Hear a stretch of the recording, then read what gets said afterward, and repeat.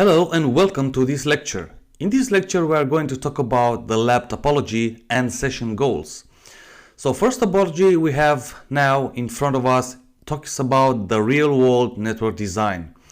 So as per Fortinet documentation, you'd have to have both FortiGate firewalls configured in between a pair of switches, and this is the recommended and needed design.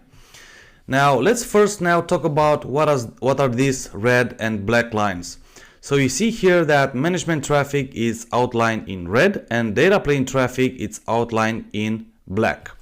So in a real world scenario, you do a separate, as a design, you basically do separate things related to data plane and management traffic.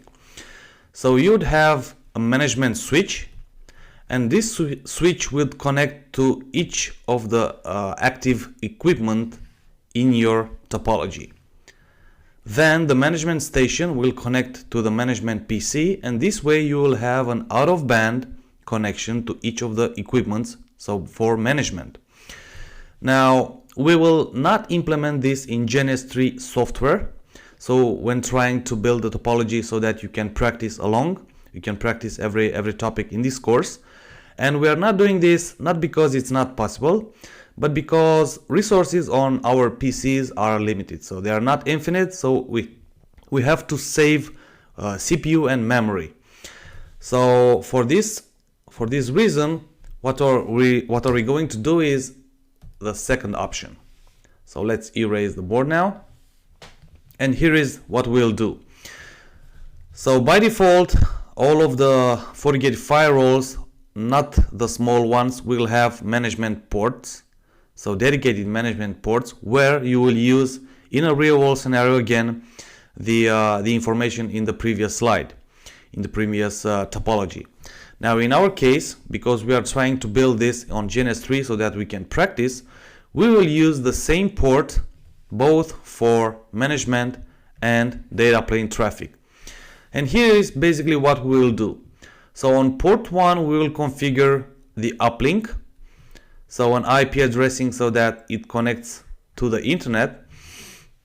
And when this is successful, we will move on to the next one, port 2. Port 1 is facing the LAN, and this will represent basically the default gateway for the LAN PC. We will configure here again the IP addressing, and we will test connectivity up to port 2. Now, after this is successful, we will have to provide to configure, to say so, the bridge between these ports so that the LAN PC can connect to the internet. And we will do this by implementing NAT, so network address translation, on the FortiGate firewall.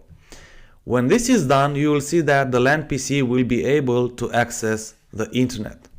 And we will test this with ping and also an HTTP session. We will browse a website or something like that.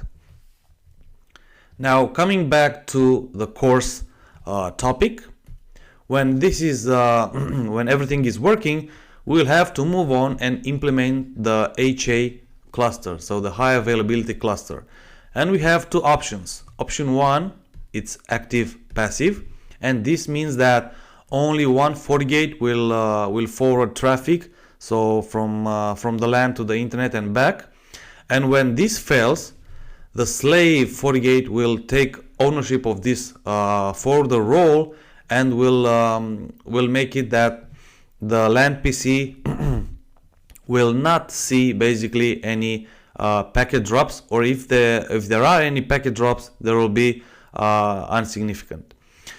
The second option, it's the active, and this means that both of the firewalls will forward traffic to the internet. So this one and also this one will still have, and you will see this in the graphical user interface, that one is considered master and the other one is considered a slave.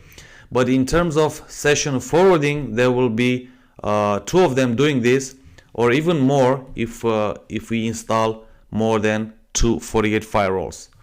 Now, something that I haven't talked about up to this point, it's this: port 3, port 4 on both of the firewalls.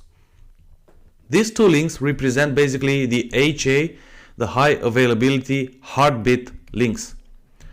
So when configuring the cluster between these two FortiGates, they will start to forward packets on these specific links, and when the other FortiGate will see the packets, they will try and negotiate the HA cluster. If everything is successful, they will form a cluster, as I said, in active-active or active-passive. So this will be all for now, and I do hope to see you in the upcoming lecture.